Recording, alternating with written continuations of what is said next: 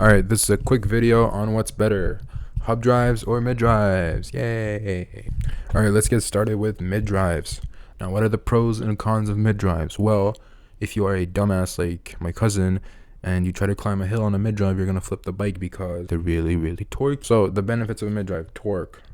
They're also centrally located, so there's no unsprung weight, so you can off-road with them. That's why the Bonnell has a mid drive and not a hub motor. Natural feel, right? In the center of the bike, it's just like pedals, right? And you get torque sensing with it, which is like hub drives can have torque sensing, but hub drive torque sensing is not that good compared to mid drives. It's easier to like do the bike maintenance on them. Like the motor maintenance is going to be harder because there is maintenance and stuff, because it's going to destroy your drivetrain much faster than a hub drive, because a hub drive won't even do anything to your drivetrain basically.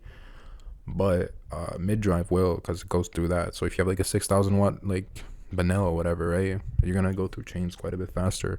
And if you're building a custom one, then go with like SRAM GX or Shimano Link Glide. You know what I mean? Don't go for like cheap stuff, because you're gonna run into issues. And people say that there's like shifting skill required.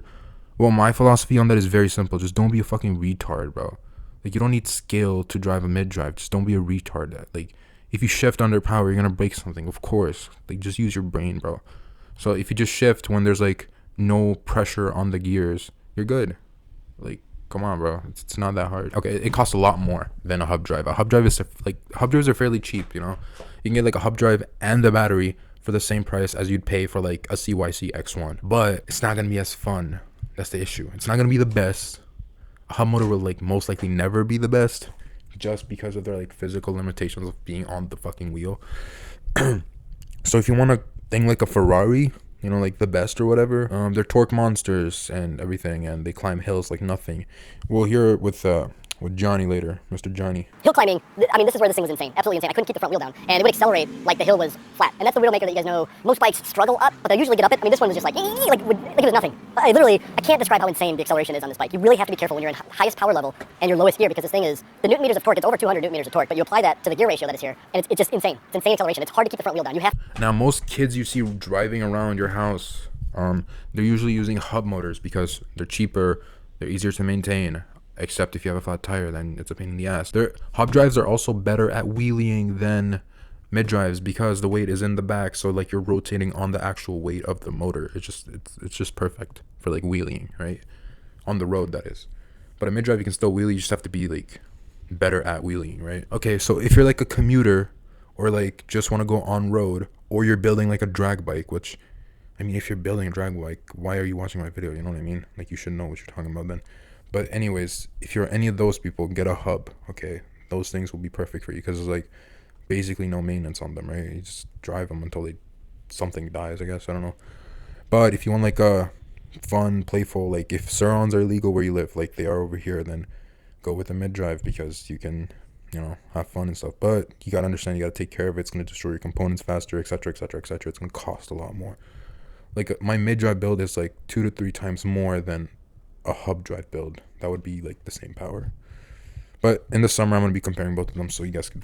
All right, let's talk a little bit more about hub drives. Like, if you want to push insane amounts of power through a bike or like any motor or any electric thing, a hub motor is probably your best bet, because you can just push so much goddamn power through them.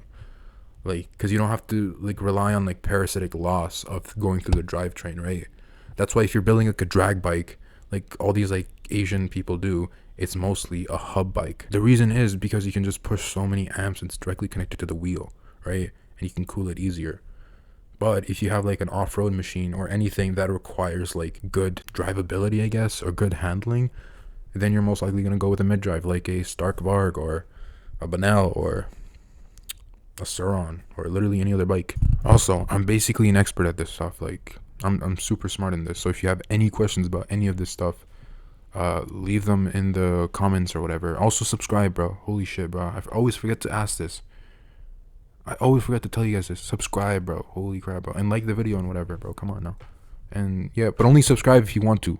Also, use code PL5 for Down Duro or CYC. You get 5% off both if you want a hub or a mid drive. 5% off. It's like $100.